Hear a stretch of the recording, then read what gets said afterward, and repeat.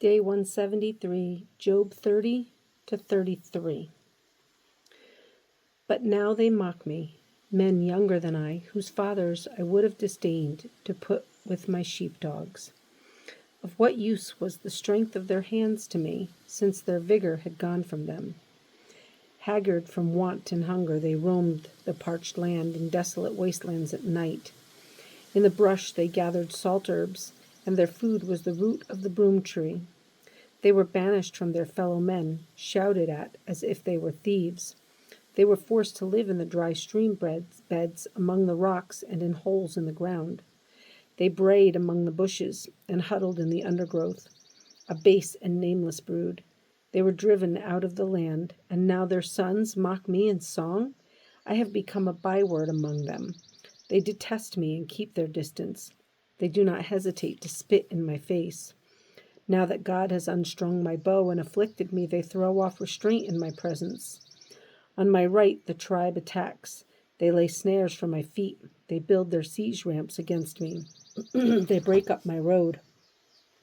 They succeed in destroying me without anyone's helping them.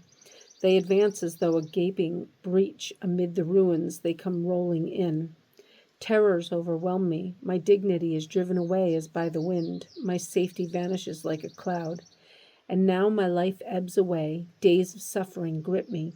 Night pierces my bones. My gnawing pains never rest. In his great power, God becomes like clothing to me. He binds me like the neck of my garment. He throws me into the mud, and I am reduced to dust and ashes. I cry out to you, O God, but you do not answer. I stand up, but you merely look at me.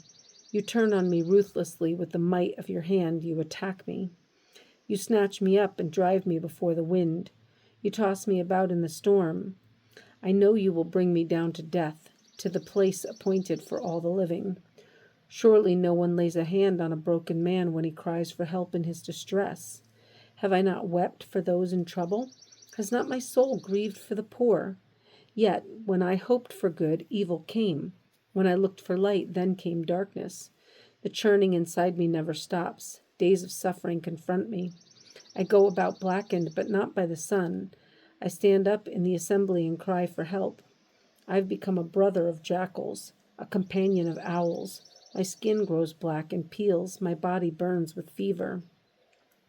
My harp is tuned to mourning, and my flute to the sound of wailing. Job 31. I made a covenant with my eyes not to look lustfully at a girl. For what is a man's lot from God above, his heritage from the Almighty on high? Is it not ruin for the wicked, disaster for those who do wrong? Does he not see my ways and count my every step? If I have walked in falsehood, or my foot has hurried after deceit, let God weigh me in honest scales, and he will know that I am blameless. If my steps have turned from the path, if my heart has been led by my eyes, or if my hands have been defiled, then may others eat what I have sown, and may my crops be uprooted. If my heart has been enticed by a woman, or if I have lurked at my neighbor's door, then may my wife grind another man's grain, and may other men sleep with her. For that would have been shameful, a sin to be judged. It is a fire that burns to destruction. It would have uprooted my harvest. If I have denied justice to my men servants and maidservants when they had a grievance against me, what will I do when God confronts me? What will I answer when called to account?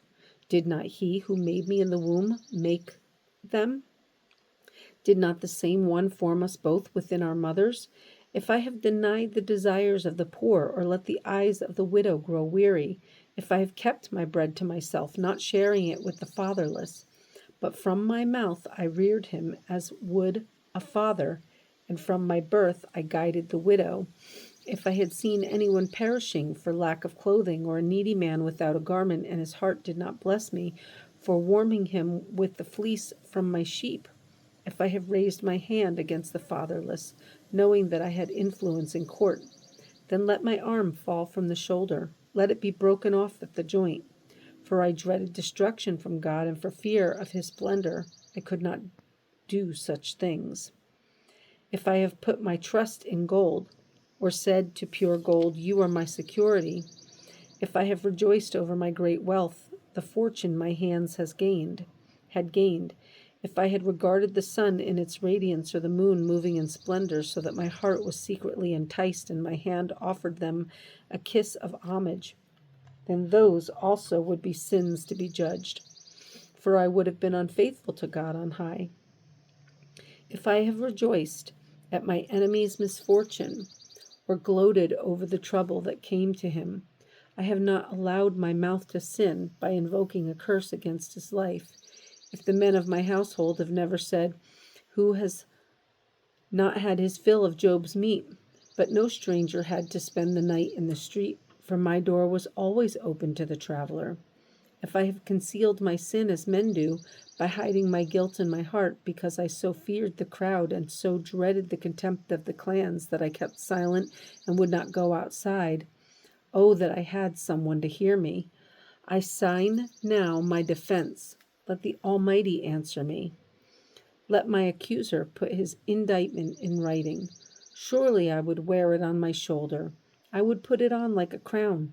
I would give him an account of my every step. Like a prince, I would approach him. If my land cries out against me and all its furrows are wet with tears, if I have devoured its yield without payment or broken the spirit of its tenants, then let briars come up instead of wheat and weeds instead of barley. The words of Job are ended. Job 32. Elihu.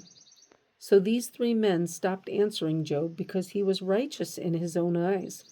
But Elihu, son of Barachel, the Buzite, of the family of Ram, became very angry with Job for justifying himself rather than God. He was also angry with the three friends because they had found no way to refute Job and yet had condemned him. Now Elihu had waited before speaking to Job because they were older than he. But when he saw that the three men had nothing more to say, his anger was aroused. So Elihu, son of Barachel the Buzite, said, "I am young in years, and you are old. That is why I was fearful, not daring to tell you what I know. I thought age should speak, advanced years should teach wisdom. But it is the spirit in a man, the breath of the Almighty, that gives him understanding. It is not only the old who are wise, not only the aged who understand what is right. Therefore I say, listen to me. I too will tell you what I know. I waited while you spoke. I listened to your reasoning while you were searching for words. I gave you my full attention. But not one of you has proved Job wrong. None of you has answered his arguments. Do not say we have found wisdom. Let God refute him, not man. But Job has not marshaled his words against me, and I will not answer him with your arguments. They are dismayed and have no more to say. Words have failed them. Must I wait now that they are silent, now that they stand there with no reply? I too will have my say. I too will tell what I know, for I am full of words, and the spirit within me compels me. Inside I'm like bottled up wine, like new wineskins ready to burst. I must speak and find relief. I must open my lips and reply. I will show partiality to no one, nor will I flatter any man. For if I were skilled in flattery, my Maker would soon take me away. Job 33. But now, Job, listen to my words. Pay attention to everything I say. I'm about to open my mouth. My words are on the tip of my tongue. My words come from an upright heart. My lips sincerely speak what I know. The Spirit of God has made me. The breath of the Almighty gives me life. Answer me then if you can. Prepare yourself and confront me. I am just like you before God. I too have been taken from clay. No fear of me should alarm you, nor should my hand be heavy upon you. But you have said in my hearing, I heard the very words, I am pure and without sin. I am clean and free from guilt. Yet God has found fault with me. He considers me his enemy. He fastens my feet in shackles. He keeps close watch on all my paths. But I tell you, in this you are not right, for God is greater than man. Why do you complain to him that he answers none of man's words? For God does speak. now one way, now another, though man may not perceive it. In a dream, in a vision of the night, when deep sleep falls on men as they slumber in their beds, he may speak in their ears and terrify them with warnings to turn man from wrongdoing and keep him from pride, to preserve his soul from the pit, his life from perishing by the sword. Or a man may be chastened on a bed of pain, with constant distress in his bones, so that his very being finds food repulsive and his soul loathes the choicest meal. His flesh wastes away to nothing, and his bones, once hidden, now stick out. His shoulder draws near to the pit, and his life to the messengers of death. Yet if there is an angel on his side as a mediator, 1 out of 1,000, to tell a man what is right for him, to be gracious to him and say, "Spare him from going down to the pit. I have found a ransom for him," then his flesh is renewed like a child's. It is restored as in the days of his youth. He prays to God and finds favor with him. He sees God's face and shouts for joy. He is restored by God to his righteous state. Then he comes to men and says, "I sinned and perverted what was right, but I did not get what I deserved. He redeemed my soul from going down to the pit, and I will live to enjoy the light." God does all these things to a man twice, even 3 times, to turn back his soul from the pit, that the light of life may shine on him. Pay attention, Job, and listen to me. Be silent, and I will speak. If you have anything to say, answer me. Speak up, for I want you to be cleared. But if not, then listen to me. Be silent, and I will teach you wisdom.